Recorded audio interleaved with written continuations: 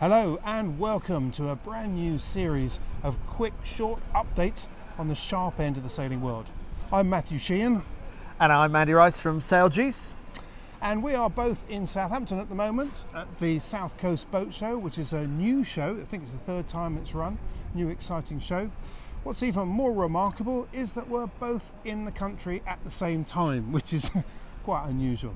Anyway, as many of you may well know, Andy and I both do quite a lot of travelling around the world to some of the world's biggest events to see some of the coolest teams and some of the best action around.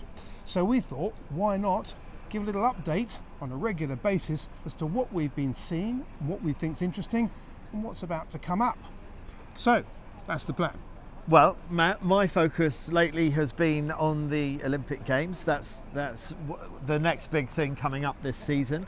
And so recently I was at the Princess Sophia Trophy in Parma, where there were about 1,100 competitors. And the focus there, as you would normally expect, was on the top end of the fleet. But funnily enough, I'm off to here in the south of France in the next couple of days to the last Chance Regatta, so called because this is the last opportunity for nations to grab one of those limited spots to compete at the Games.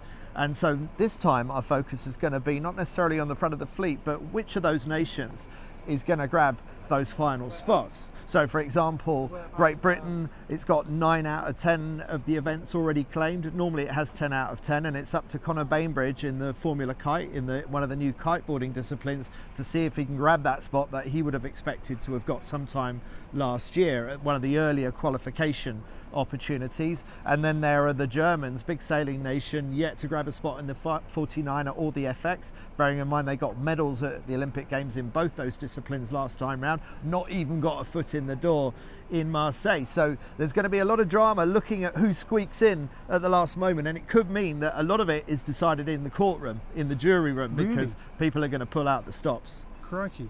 How much, I mean, this is a very unusual Olympics, this one, it strikes me anyway, because 50% of the classes are on foils. I mean, that's a remarkable change. I think that's passed a lot of people by. I mean, is that going to affect the type of Olympics we see this time?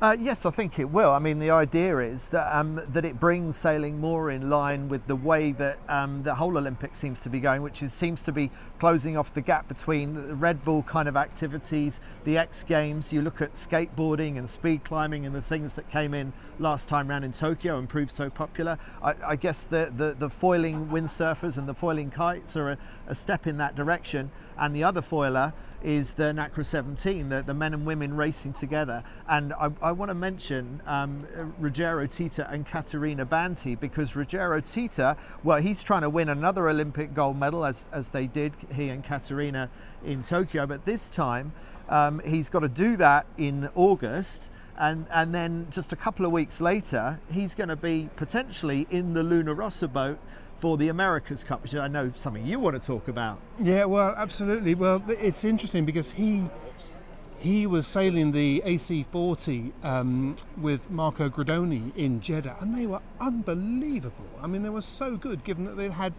so little time in the boat.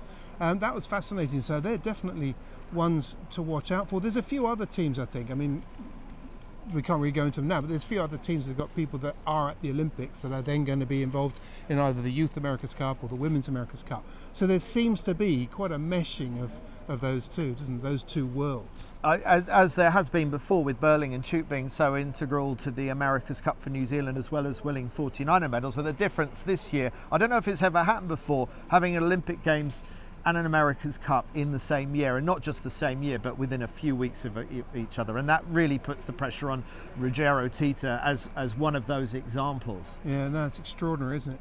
Well, now you mentioned, I have, as you're absolutely right, been nerding away in the America's Cup world, and this has been a particularly exciting 2 weeks because of the 6 teams that are competing this year. That's 1 defender and 5 challengers 3 of the new boats have been launched. Now, all of the teams only have one boat, including the defenders. They can only launch one boat, a 175, for this America's Cup. And 3 of them we've seen. And of the 3 that we've seen, the first one was Alinghi. And Alinghi's boat looked like being the most extreme. It was then followed by the Kiwis. Emirates Team New Zealand launched their boat, and not only launched it, but went straight out and sailed it straight away, which was a remarkable achievement. And then the third one was Rossa. So there's been lots of speculation and comment and analysis, and people looking really carefully at the hulls and trying to figure out, what we can tell from these boats and where they're pitching themselves in the design. The funny thing is, out of all of that sort of analytical bit, the bit that on PlanetSail seemed to stir people up was me suggesting that Alinghi was extreme. There's quite a few people saying, oh, that's not extreme, that's just a development.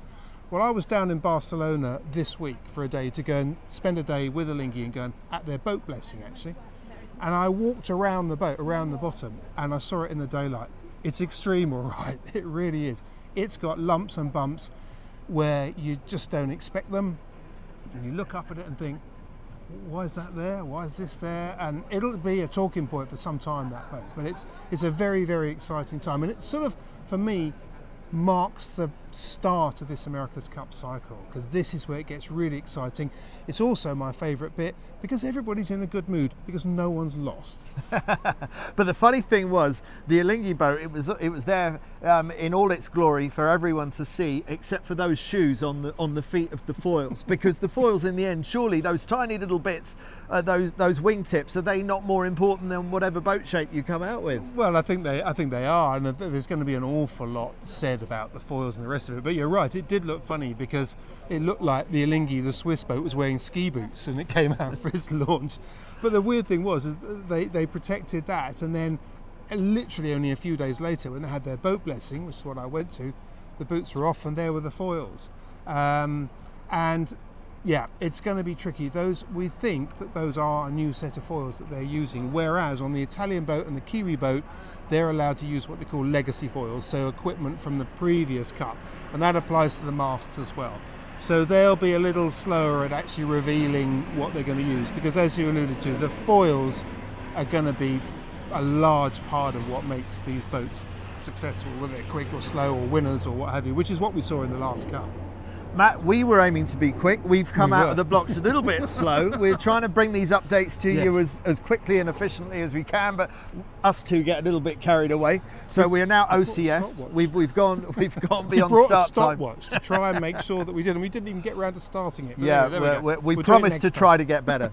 Yeah. Anyway, Matt, great trip down to Barcelona. I know you're going to be getting to know that city extremely well. I'm off to here next week. I'm going to be spending a lot of time in south of France leading up to the Olympic Games in Marseille, and at some point our paths will cross again in Barcelona. I think they will.